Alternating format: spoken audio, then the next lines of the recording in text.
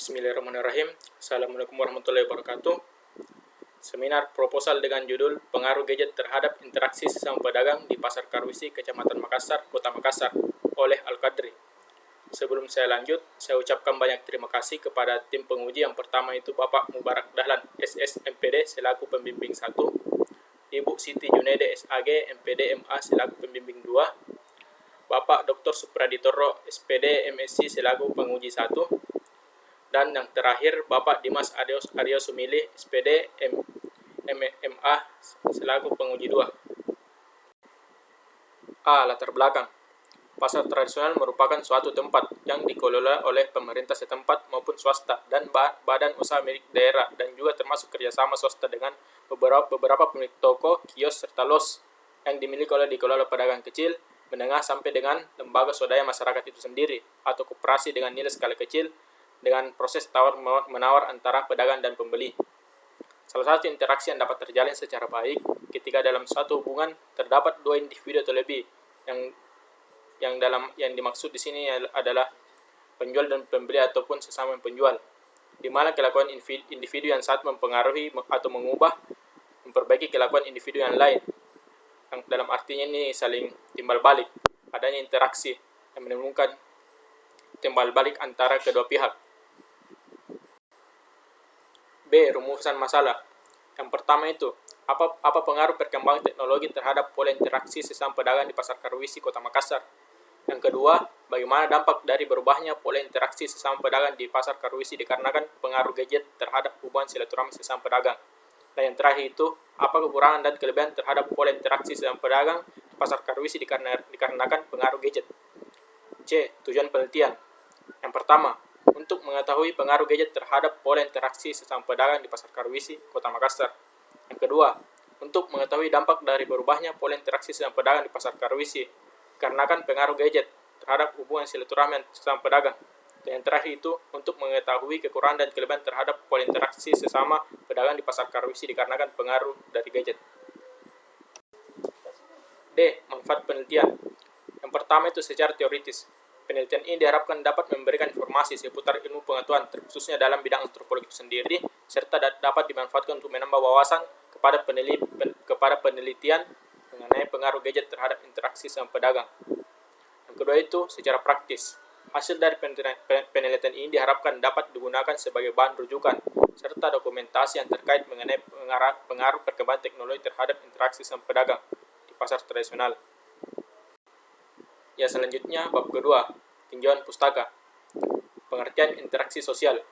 Interaksi adalah suatu proses timbal balik yang dimana suatu kelompok dipengaruhi oleh tingkah laku reaktif yang berbuat demikian.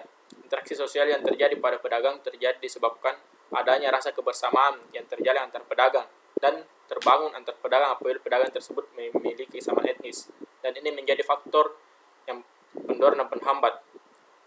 Poin selanjutnya, kita masuk ke faktor pendorong dan penghambat. Faktor pendorong itu ada 2 poin. Yang pertama itu kontak sosial, dan yang kedua itu memiliki kepentingan yang sama. Sedangkan faktor yang menjadi penghambat yaitu adanya persaingan dan pertentangan, dan yang kedua itu perbedaan etnis. Bentuk interaksi sosial. Yang pertama kerjasama, yang kedua konflik, yang ketiga akomodasi. Poin selanjutnya itu konsep pasar. Yang pertama pengertian pasar. Pasar merupakan tempat penjual dan pembeli bertemu, barang dan jasa tersedia untuk dijual, dan akan terjadi pemindahan hak milik antara penjual dan pembeli. Yang membangun suatu relasi dalam dunia bisnis merupakan suatu hal yang wajar untuk dilakukan. Dengan pertemuan penjual dan pembeli memungkinkan terjadinya interaksi sosial antara dua pihak. Macam-macam pasar, yang pertama itu pasar tradisional, yang kedua pasar modern, dan yang ketiga itu pasar uang. Fungsi pasar. Adapun beberapa fungsi pasar sebagai media distribusi, pembentukan harga, serta sebagai media promosi. Fungsi tersebut didekatkan antara konsumen dengan produsen yang berinteraksi selama proses transaksi berlangsung. Poin selanjutnya itu peran gadget.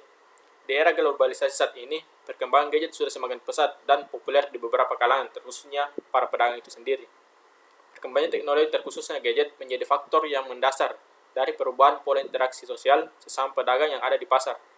Hadirnya beberapa fitur yang bersifat praktis serta memudahkan para pedagang melakukan komunikasi dengan pedagang yang lainnya tanpa perlu bertemu secara langsung ataupun dalam hal keadaan yang mendesak. Kerangka pikir. Interaksi sosial sesama pedagang di pasar Karwisi terbagi menjadi dua. Pertama itu interaksi secara tatap muka atau bertemu, dan yang kedua itu interaksi dengan media komunikasi, seluler atau internet, yang menjadi pengaruh gadget terhadap interaksi sesama pedagang di pasar Karwisi. Bab 3. Metode penelitian. Yang pertama itu jenis penelitian. Jenis penelitian yang digunakan pada penelitian ini yaitu penelitian kualitatif deskriptif. Penelitian kualitatif merupakan jenis penelitian yang temuan-temuannya tidak diperoleh berdasarkan prosedur statistik ataupun bentuk hitungan atau angka. Lokasi penelitian. Lokasi yang menjadi tempat dilakukan penelitian ini yaitu di Pasar Karwisi, Jalan Keamanan, Kecamatan Makassar, Kota Makassar. Sumber data. Adapun sumber data yang peneliti ambil dari hasil penelitian ini adalah hasil observasi, wawancara, serta dokumentasi yang dilakukan peneliti di lapangan. Teknik pengumpulan data. 1. Observasi. Observasi dilakukan dengan melakukan langkah awal dalam penelitian di mana si peneliti melakukan pengamatan secara langsung dengan objek penelitian. Yang kedua, wawancara yang mendalam. Wawancara merupakan metode yang digunakan guna memperoleh informasi secara lisan, pembentukan responden, dan komunikasi secara langsung dengan informan. Yang ketiga, dokumentasi. Dokumentasi dilakukan untuk menyediakan dokumen-dokumen yang terkait dengan menggunakan bukti yang akurat dari pencatatan sumber-sumber informasi baik berupa karangan, memo, pengumuman, atau aturan pemerintah setempat.